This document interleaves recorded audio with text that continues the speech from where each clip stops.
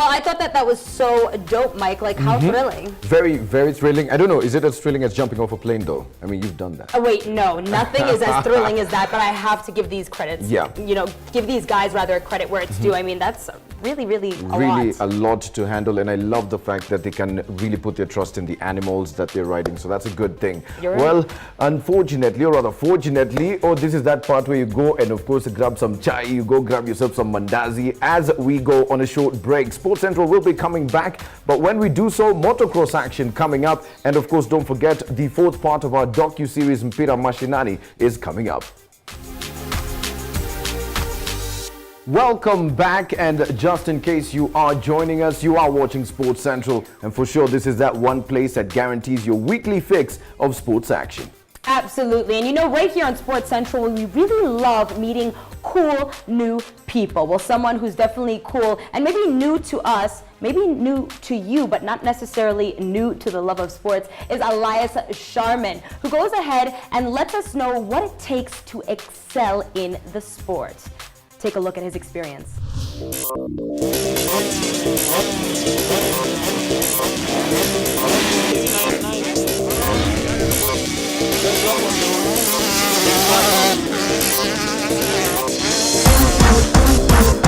My name is Elias Sherman. I ride motocross and I race in the MX2 class for the Kenya national motocross team.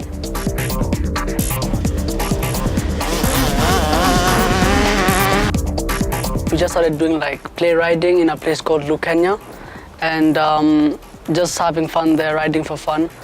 And then we started to wanted to get more serious. So then we ordered some very heavily used bikes from the UK just to start with.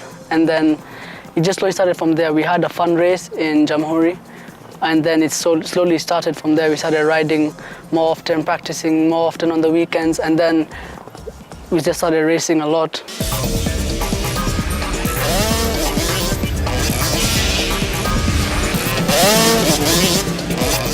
Yeah, so I started racing in 2012 after like 3 years just riding, getting used to it because we didn't want to rush anything. And then I came second in my first season of racing, which was in the 65 class, so I was about 11. And then I moved on to the 85 class in 2013, where I won the championship that year. And then 2014, I won the championship in the 85 class again. And in 2015, I raced the 125 class, where I came second in the class. And then this year I was African champion, Central 125 African champion, and MX2 Central African champion.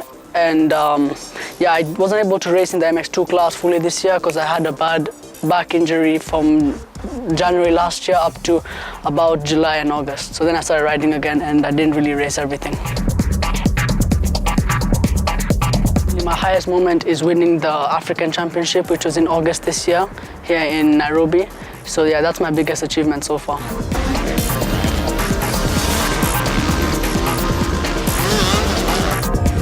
The challenges that I face with motocross is obviously, like I said, staying consistent for me. Let's say sometimes I might feel lazy and I don't want to ride. Or, okay, with riding, I usually like the riding portion of training, but going to the gym is always, it's not the funnest, you know, it's suffering is not the best. So yeah, that's what I would say I would mostly struggle with motocross.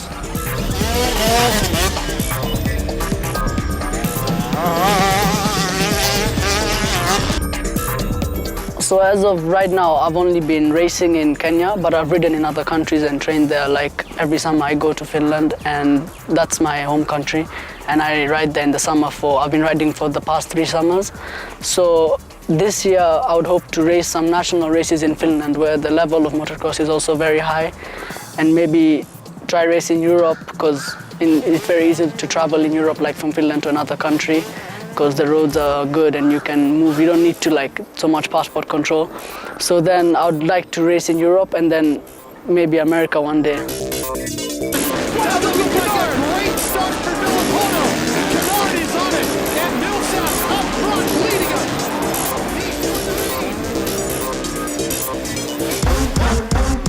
The level of riding is rising. I mean, everywhere the level of riding is rising because riders are becoming more fit and there's trainers who are pushing the sport to the next level constantly. So I can see that in Kenya as well.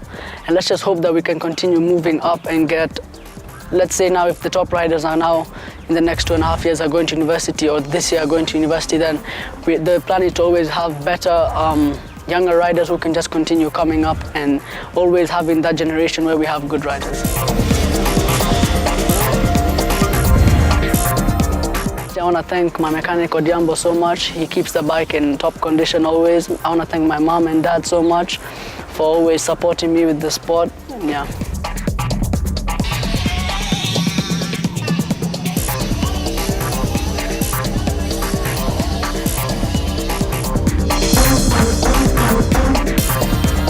Representing the country is always humbling and honorable because in Kenya the level is not so like at the point where you need to qualify to represent your country. So they basically picked there's like 5 riders, I think, or 4, who score points in the Africa Cup of Nations. So if you're amongst those who are scoring points, it's obviously very honorable.